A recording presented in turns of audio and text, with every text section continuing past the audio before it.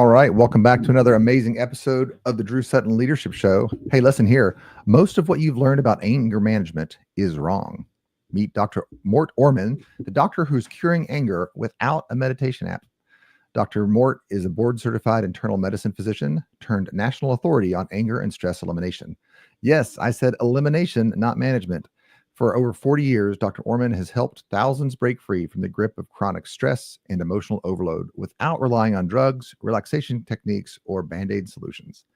The author of 23, now 26 transformational books, Dr. Orman is also the longtime force behind National Stress Awareness Month, which he has officially sponsored every April since 1992.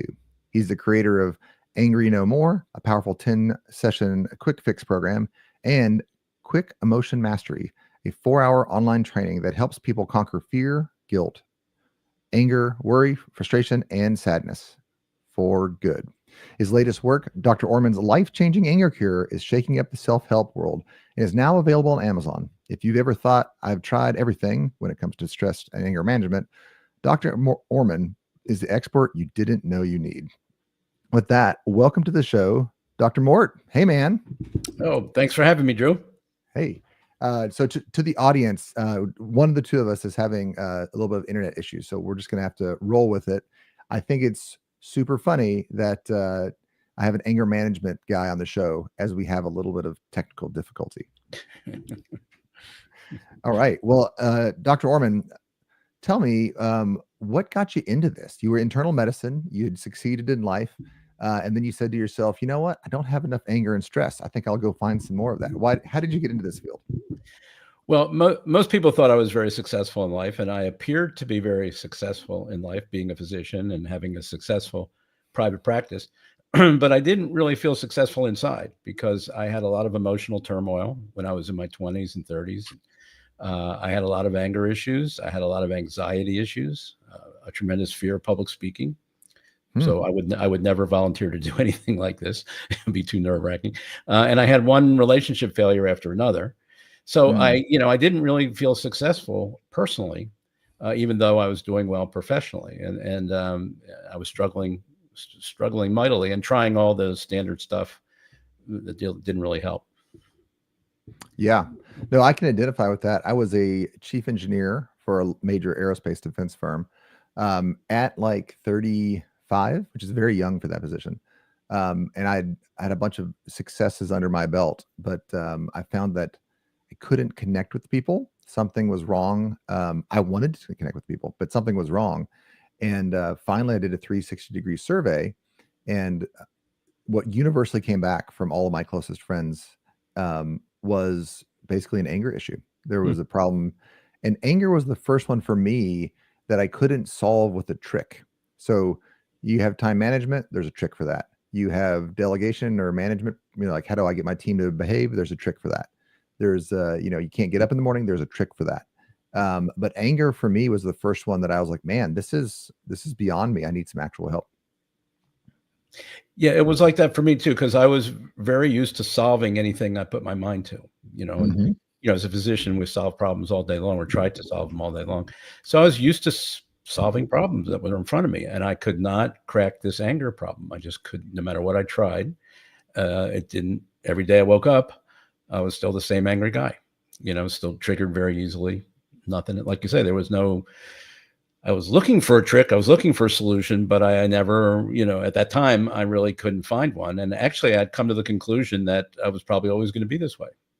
That I was just had an angry disposition or personality or, just the way I was. And it was probably never going to get any better because I had tried so many things and nothing had changed it. So if you'd have come up to me back then and said, do you ever see a day where you won't be an angry guy? I would have said, I don't think it's in the cards for me.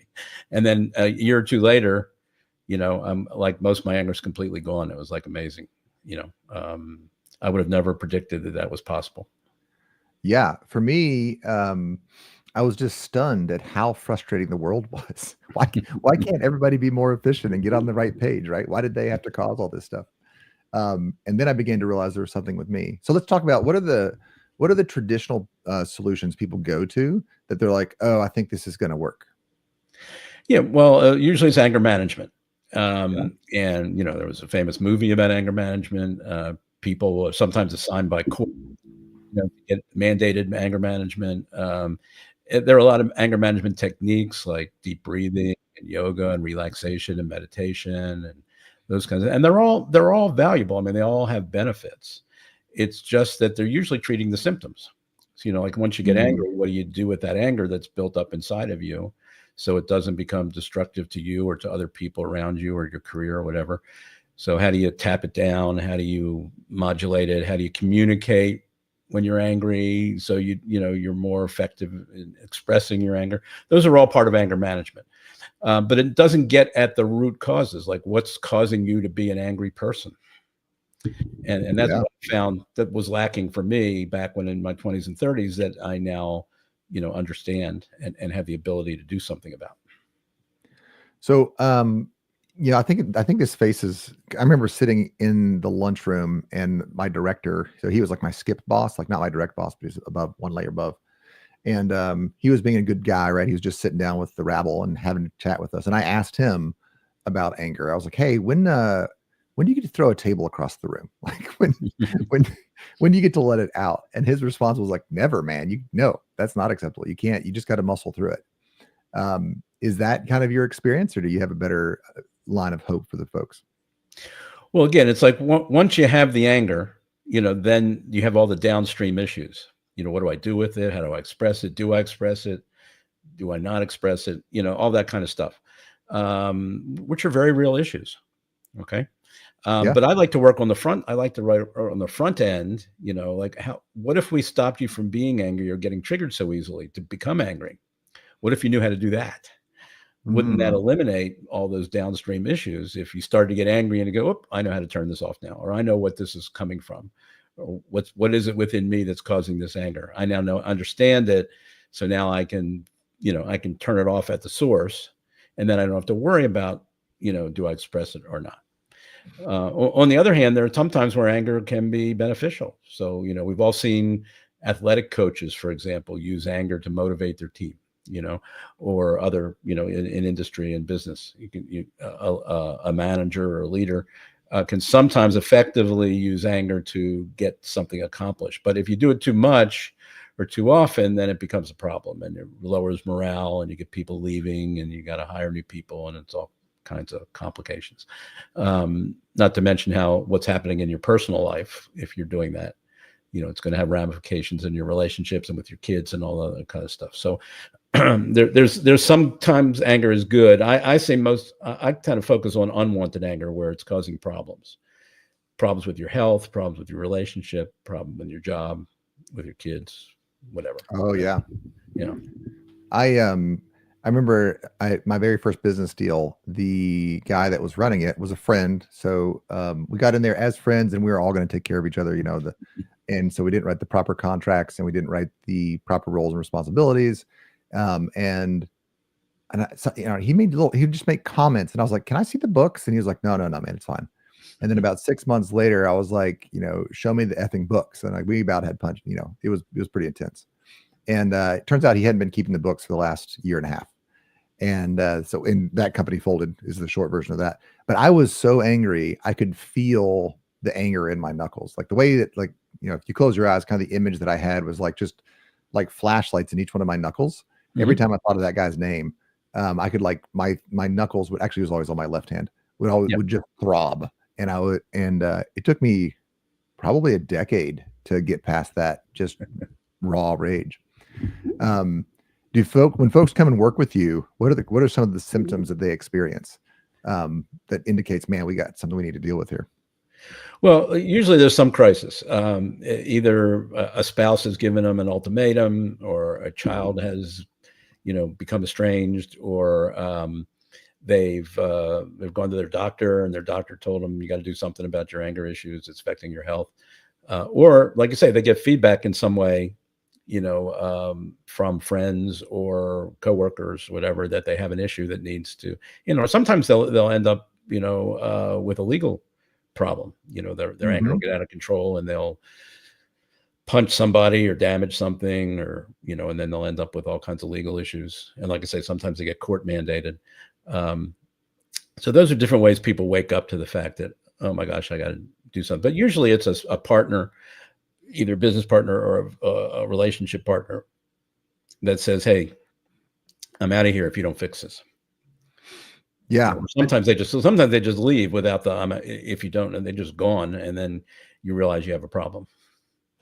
Yeah, I think that we stuff the anger a lot of times, and we don't realize that we're not hiding it well. It's one of those things where I remember I was probably 28, 29, and I apparently am a hyper competitive person, but I'm also a people person, and so I didn't realize I was competitive. So I had this moment where I was like, wait a minute, I think I'm competitive. I think I'd knocked somebody over in an intramural game, like we were playing soccer, and then like I hurt them, like not like vindictively. But I really hurt them, and everybody was like looked at me on the field, and they're like, "Dude, it's just a game." And I was like, "What are you talking about?" And I was like, "Oh, maybe I'm competitive." And then I began looking through the rest of my life, and I told my wife and I told some other friends, I was like, "I think I'm competitive," and they all just like looked at me like I was a moron, and they're like, yeah," like. And so I'd been damaging these relationships, being overly competitive in non-competitive scenarios. Um, and I was completely blind, completely unaware of it. And I think, and anger does that to us as well. Our anger comes out whether or not, like we're walking around just vibing out anger and damaging reputations and relationships. And on the inside, we're like, oh, I'm managing this thing. Nobody knows. Oh, yeah. Everybody knows. Everybody knows. Yeah, it has a way. It comes out.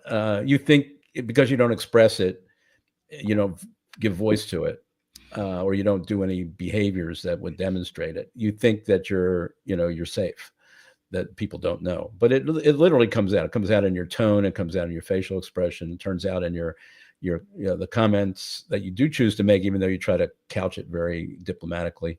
It still has that zing to it that people feel when they're being blamed for something. So it definitely leaks out. Yeah. The other thing I think, so when I was at Lockheed, one of my jobs was to develop brand new managers. So I was this third level manager. So I was always developing managers and looking at people to develop. And I remember one guy, his name was Thomas. He said, "Hey, what's your best advice for being a leader or being a manager?" And I said, "Learn how to forgive." He was like, "What?" I was like, "Yeah, if the bigger your team is, like if you have 20 people, 30 people underneath you, 50 people, 100 people, every one of those people is going to underperform to your expectations pretty much every day. And whereas when one person does it, you're kind of like, whatever. Or if a peer does it, you're like, yeah, whatever.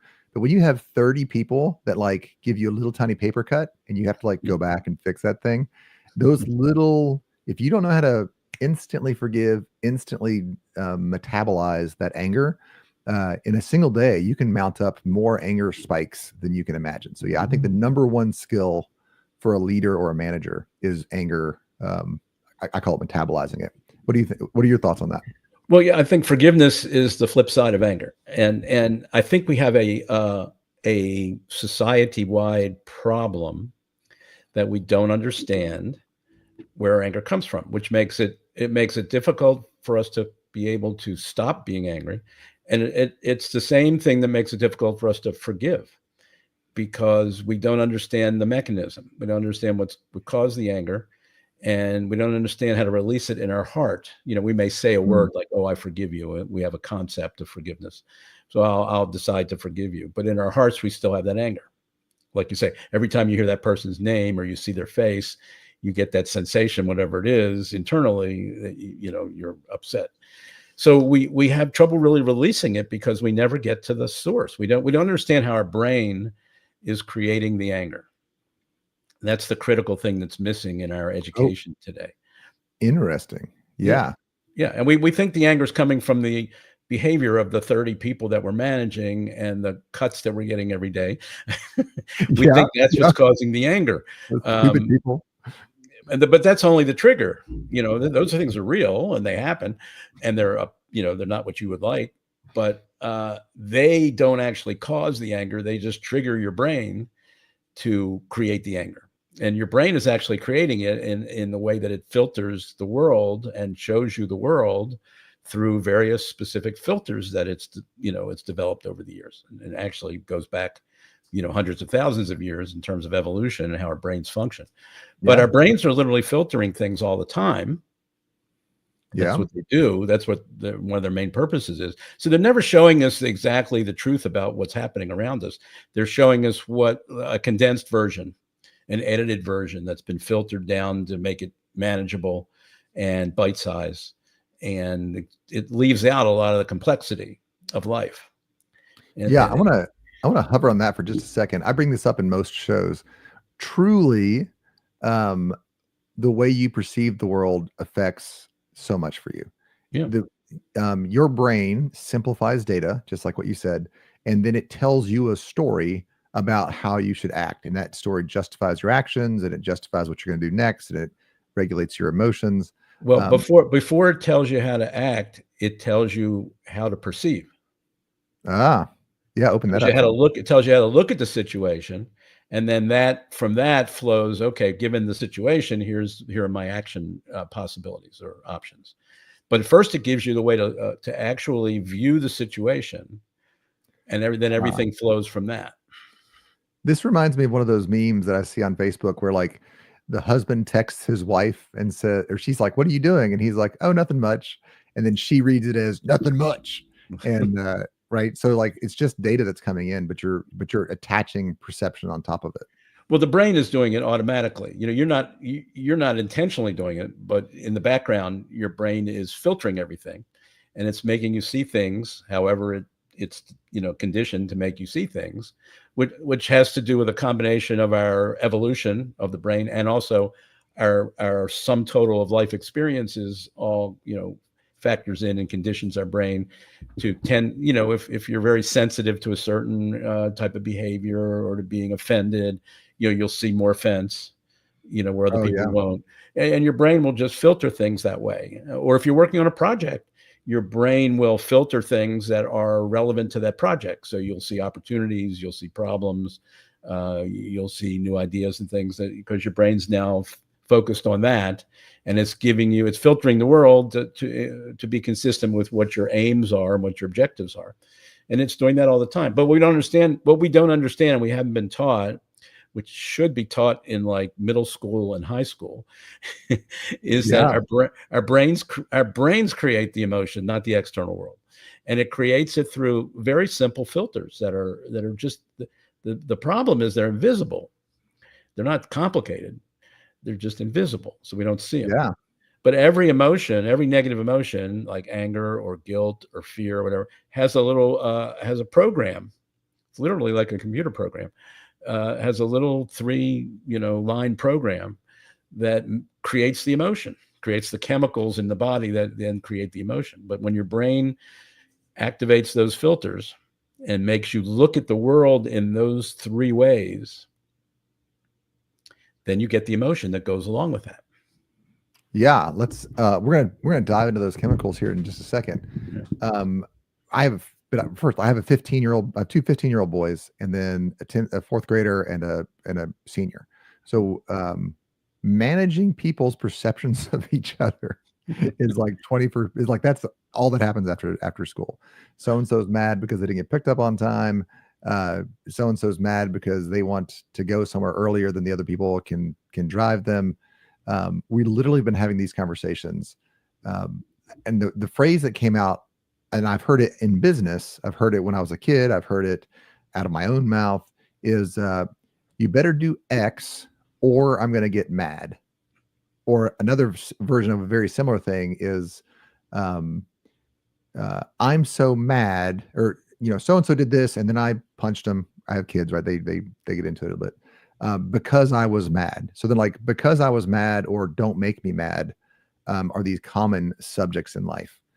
Do you see that? What are your thoughts there? Yeah, but what's interesting is you say they're mad for different reasons, different things, but actually they're not. I mean, the different triggers, but when they get mad, or if they get mad, they're all mad for the same 3 reasons. Okay. Regardless of what the external trigger is, the brain's using the same 3 filters in every one of your kids, and in you, and in anybody else in your life. It's funny. I did this. I did a podcast a while back with the husband and wife podcast team, and went on this topic of anger, and they loved it so much that we started talking afterwards. And it turns out they live 3 hours from me, and Okay. they have 6 kids, ages from 24 to 8, and it was the end of school year. They were all home at the same time, so they said, "Hey, can we pay you to come up and do a little workshop for our family on anger, so we can teach everybody this understand anger?" And I said, "You don't have to pay me. I'll come up and do it for free." So I did. So we went up the next weekend. I went up there and I spent time with their whole family. And I taught their family how to understand the 3 filters that produce anger in every single one of them. Didn't matter what the situation was or what triggered their anger. They were all got, and the whole family got an education at one time in understanding what the 3 filters were. So anytime from that point on, anybody got angry at anybody for anything, they all knew where it was coming from. They all knew exactly how the person who was angry, how their brain was working to make them angry. And it like gave them x-ray vision into anger, no matter what triggered it or who said what or who did what. And it was like amazing to be able to give that to an entire family so that they all were on the same page and of understanding when anger occurs, which is common in a family situation or in any group situation. And again, these filters are not complicated. Even the 8-year-old was able to understand this. You know, it was not complicated. And if you want to get into them, I'd be happy to share with you what those are, because your audience can get that insight now and have that for the rest of their life to always understand where their anger is coming from. Yeah, I love that. We're going to actually have a B-roll from you. We're going to roll here in just a second. And then after that, we're going to get into those 3 things that your brain is doing. Before we do that, I'm just going to share 2 other things I'd like your thoughts on. My wife and I went to a marriage counseling session, like a conference, like we went out for the conference, and they said something that changed my life in a lot of ways, which was, imagine you have a sunburn and then your wife gives you a hug. That sunburn is going to hurt, right? Because she's trying to give you a hug, but she's putting her hands on a sensitive topic where you're just in pain. And maybe it's just something that when she says it, because of your history, that you're frustrated. And I found that when I would react to my wife when she would say something, I was like, oh, is this a sunburn problem, or is this something I really should get frustrated with? And that thought also carried over to work. There were certain people that could kind of my inner circle. They could they could tell me off. They could be like, whatever. But then there were other people on my team who I was already irritated with. And when they didn't immediately jump on board with what I asked them to do, then I would have a flare of anger. Do you see the sunburn thing happening with people? Yeah, because the different people, like I say, are sensitive to different things. So certain things are going to trigger you and certain things are not going to trigger you. And it's all based on your past history with those people and your past history with what kinds of issues, trigger you or excite you or upset you. And so it's going to be different. But when you understand the 3 filters, all that complexity kind of dissolves, and you see, if you do get angry, you know why now. All right. It's not a mystery anymore. So yeah. Well, we're going to talk about the 3 filters here right after the video here. But I want you to know, listen, if you're listening to the show, we're at 23 minutes in and you've stayed so long. I appreciate it. I know your time is valuable. Dr. Mort is a fantastic speaker. He has been speaking. He's written books. He's a great opportunity for you to bring your team together in a team building scenario, or your family together, just like you talked about with that one family. So just to give you a taste of what he's like on stage, not just a podcast, let's take a look at this video.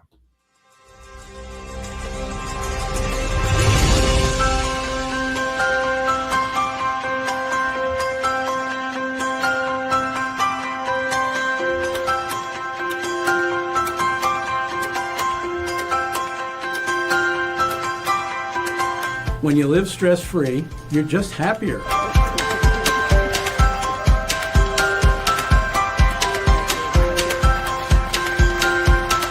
Most people know that stress can be pretty bad. I mean, you can die from stress. When people live stress-free, their relationships are stronger, they have greater control over their emotions, their health is improved, and they're less likely to suffer from a serious illness or get disabled. I eventually figured this whole thing out. I figured out the stress game. I figured out how to win it finally.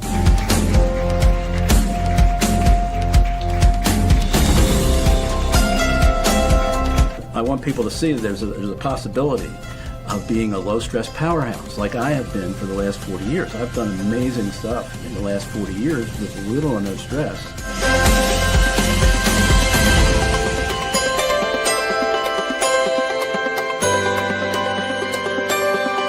Now I have the tools, and now in my retirement years, I can do that for people.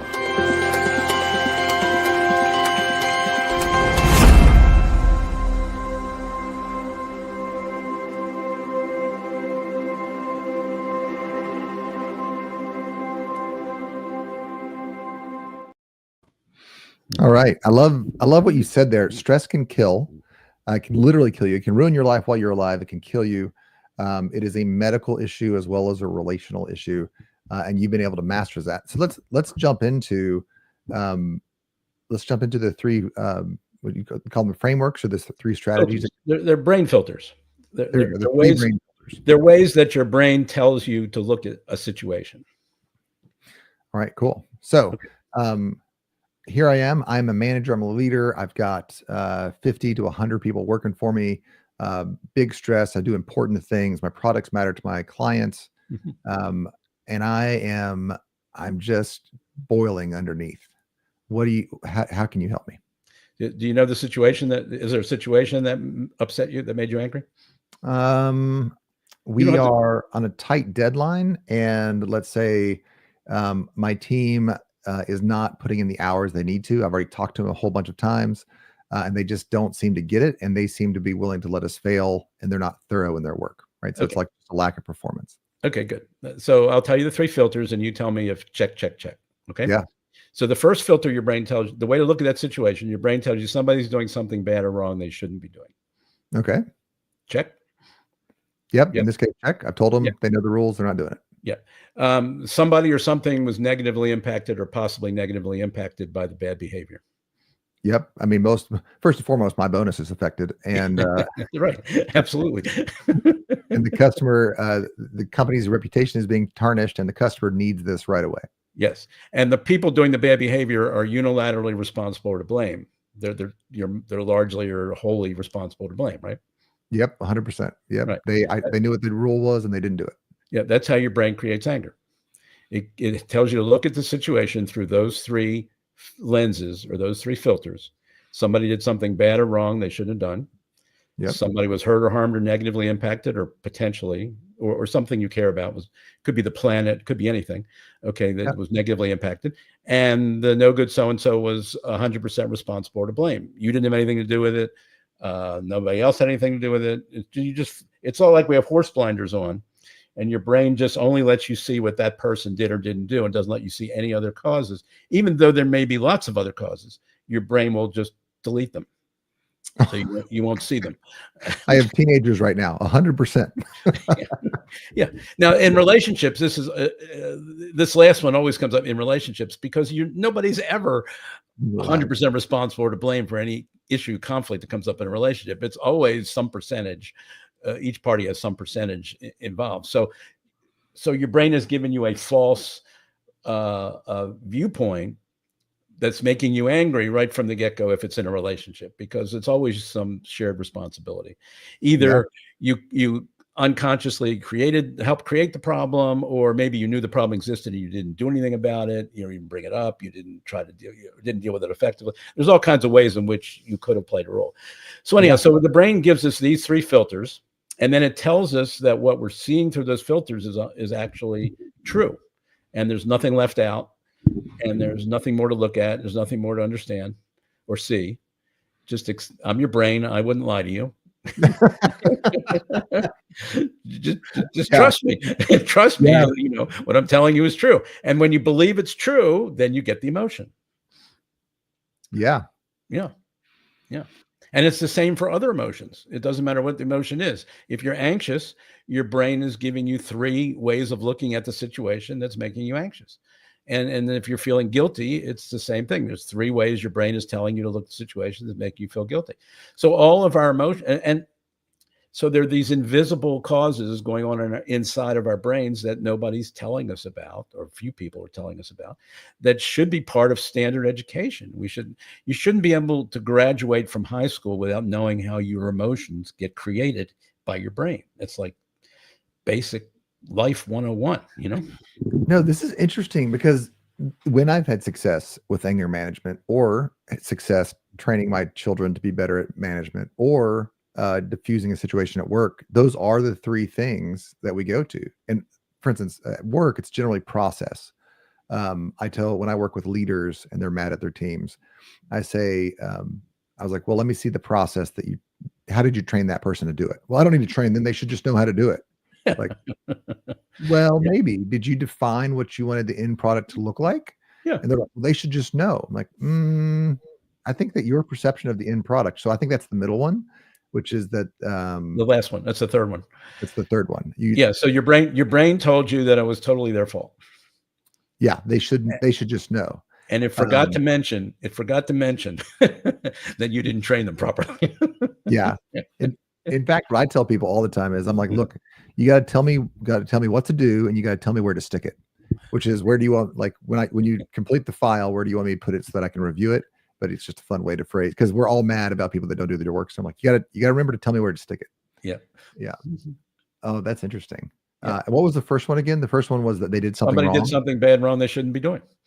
Yeah. And so that one for me is actually is a training issue. Is I asked the leaders, hey, did you explain to them what was right and what was wrong, what you wanted them to do? Mm-hmm. Or sometimes they'll do something and we'll judge it as wrong, just automatically, and then later on we find out it wasn't as wrong as we thought it was, you know, or maybe it was brilliant. It was different than what we expected. Yeah. But we just judged it. We had this negative view of it right from the get-go. And that's how our brain told us to look at it. And forget the reality of whether it was or wasn't a bad thing to do. Our brain gave us a view of it and told us that's what's real. So I find that is oftentimes related to priorities. So the employee said, well, I delivered it. I said it was done. I knew I hadn't double checked it or triple checked it or quadruple checked it because I was trying to maintain the deadline. So in their priority structure, they said, I think 80% done is better than 100% done in 3 weeks. Yeah. So they prioritize things differently than I prioritize them. And now they're like, I did it right. In other words, my priority structure that I went through labeled this as the correct decision on a limited budget. And again, that's something our brain is blind to their inner workings of their brains. Okay. And their priorities and why they thought it was the good way to go. Okay. And that they were trying to do the best job they could do. And they had a different perspective on it than you did. Our brain doesn't allow us to see that because we don't have that information. It only looks at what they did and it draws a conclusion that they must have been a lackard or must have, been irresponsible or done things wrong. Okay. And when you find out, you have a chance to sit down with them and they explain to you their rationale and why they did what they did. And then you go, oh, okay, now I understand. And then you're not angry anymore. Your anger literally went away in an instant. You didn't have to punch a punching bag. You didn't have to take deep breaths. You just were able to see the situation differently because now you had information you didn't have before about what their thought process was that your brain didn't have access to. Okay. And then immediately, as soon as you see the situation for how it actually was compared to what you thought it was, all right, then you go like, oh, well, there's nothing to be angry about here. End of story. End of anger. Yeah, this actually, so with my kids, I just go back to my kids because they're going through learning the emotional intelligence stuff and it's just so poignant. One of my 15-year-old son will get mad at my 18-year-old daughter because she didn't pick him up when he wanted to be picked up.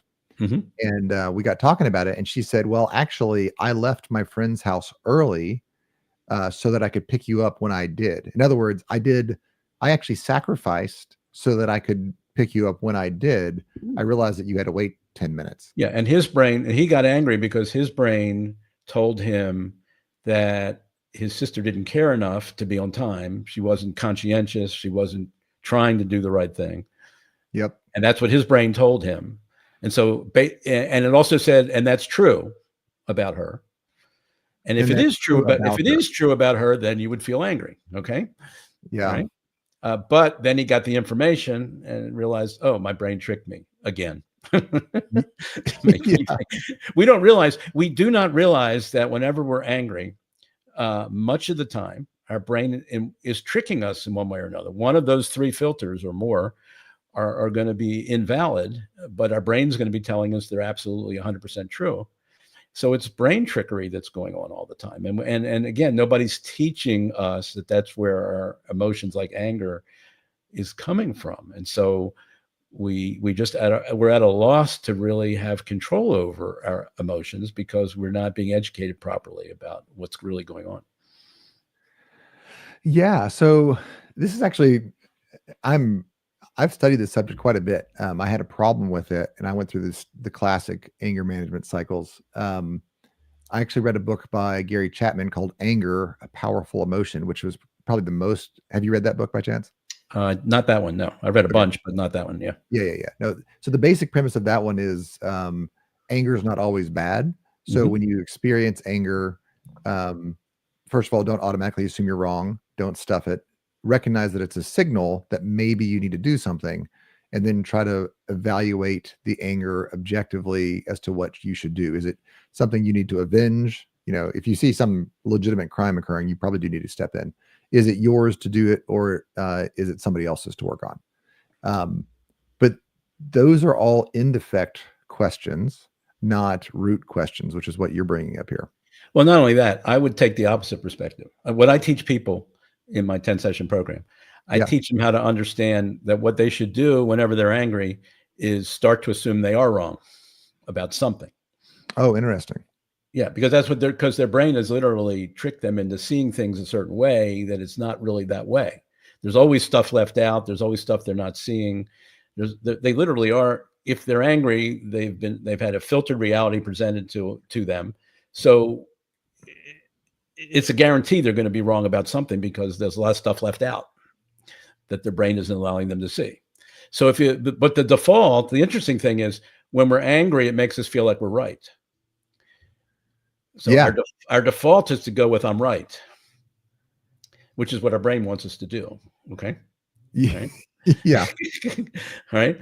And the truth is our brain has tricked us into believing things that aren't completely true. So our brain has made us wrong, and then it's defending itself. It doesn't want you to find out that that's how it made you angry. So it's really like the Romulans in Star Trek. It throws the cloaking device on. It cloaks the vessel, the spaceship, so it can't be attacked. So your brain uses the emotion of anger to cloak the fact that it gave you some bad narratives or some bad perspectives. At least one of the three is going to be off in some way, and sometimes more than one. And it doesn't want you to pierce through that, that shield to figure out what it's done. So your brain actually tricks you 3 times when you get angry. It tricks you first by giving you filtered reality, and that's not complete and often not true. It then tricks you by telling you, no, it's all true. Don't question any of it. And then the third way it tricks you is it gives you the emotion of anger, which then makes you feel even more right, and less likely to question what your brain is telling you. It's a very insidious mechanism, which is why it's so hard for people to unravel the whole mechanism and to realize that they've been tricked by their brain, they've been conned by their brain, and to figure out where the flaws are and what the brain has presented to them. Which you can do with some practice. It's not that hard to do. You just have to. The first step is instead of assuming you're right, just flip that 180 degrees and assume, my brain could be tricking me here. I wonder how it's doing that. And then you start to investigate from those 3 filters. Did they really do something bad and wrong? Was somebody really hurt or harmed or negatively impacted? And if so, how big a hurt or harm was it? Was it insignificant or was it really significant? And were they really 100% responsible to blame? And was there no other causes? Did I play a role? Did something else play a role? You start asking those questions. Once you've assumed you could possibly be wrong, which is a very huge shift for most people. That's not something our society encourages us to do. But when you start doing that and you start investigating these 3 filters, you go like, oh, wow, I see things a little differently now. Now I missed that, or I didn't see that, or I may jump to a conclusion or assumption that I see is inaccurate now. And then you start to realize how often your brain is tricking you when you get emotional. It's amazing. Yeah, I'm reminded of this moment. So I had a peer, we both reported the same guy, and we had a disagreement about how to manage a strategic scenario. It doesn't really, the scenario is irrelevant. And I was telling my boss, I was like, Nick, but Jason's wrong. And Nick goes, but do you realize that Jason thinks you're wrong? And I said, yes, but the difference is I'm actually right. And the situation's different. I mean, it's irrelevant. I was probably wrong. He was probably wrong. Well, no, often what happens is both people are right. Yeah, thinking the other's wrong. They're in some way that they're correct, or they're trying their best to do their best, and from their perspective, it looks like, that's the right thing to do. And a lot of times both people end up being right in different ways. But they even they think the other's wrong because they don't share exactly their same viewpoint on it. Yeah, and they're trying to maximize something different. Jason was trying to maximize today work, and I was trying to maximize this thing that was happening 6 months from now. And they were both valid points, honestly. And you just had to choose one. I think that's also something that's true is a lot of times, like in a, you do it in a textbook, and like one answer is correct and one answer is wrong. But in real life, this answer maximizes this thing, and this answer maximizes that thing at the expense. Like, so you're choosing which evil that you want. And so in that case, both answers could be correct. It just depends on the priority structure of the owner. Yeah. And it turns out a lot of things in textbooks are wrong. also a true statement. I remember how shocked I was when I found out the Newtonian physics that I had memorized dutifully in high school and got straight A's in was proven wrong by quantum mechanics. I went like, what? It was in a textbook. How could it be wrong? Yes, 100%. I remember in chemistry, they taught us they kind of taught this is high school chemistry. They were teaching, they taught it kind of in the ways that we discovered it as humans. So they like first taught they call it the raisin loaf theory about, well, we know that there's electrons and protons in here, but they're just kind of mashed together. So I memorized that chapter, and the next chapter, they're like, actually, that's wrong. It works actually this way. And I was like, how could you even yeah, I remember the deep betrayal moment. Yes. Definitely. I had one. Mine came in college in one lecture. Blew my mind. Yeah. Okay. Well, we're kind of running out of time here. So I want to switch segments, and I want to talk, what sort of good can you, so obviously I have an anger problem. I'm a leader, whether a large leader at an organization, but maybe just leader of my home, like one of the parents. What does mine look like? What does my life look like after I connect with you and I go through your 10 sessions? The 10 session program will educate you about the 3 filters, and will show you what you can do with that knowledge, and how you can take different situations where you get angry and use those 3 filters to literally diffuse that anger whenever you want, and to do it very quickly. So it doesn't take decades to get over, something. It doesn't take days even to get over something. You can literally get over an anger episode in like 15 minutes or less. And it's gone. It doesn't keep you up at night. It doesn't keep recurring. When you see that person's face, down the road, it doesn't trigger the high level of emotion that it did before. So you get to really get to be in charge of the anger instead of the anger being in charge of you. And it's an amazing transformation. It has implications in all areas of your life. For me, for example, I had this repeated pattern of relationship failures, one after another, in my 20s and 30s, partly because I didn't understand anger. And then once I understood it, met my wife, we got married, we just celebrated our 40th wedding anniversary. So that's the kind of a payoff you can get from understanding what we're talking about here, and practicing with it, and understanding how your brain is frequently tricking you whenever you get angry. Now, it's not 100%. I mean, sometimes there is a legitimate reason to be angry. somebody really did something bad or wrong, somebody really did hurt and harm people, and somebody really deserved, was 100% responsible to blame. But 98% of the time, that's not going to be the case. It's not, all three of those are not going to be 100% true. Yeah.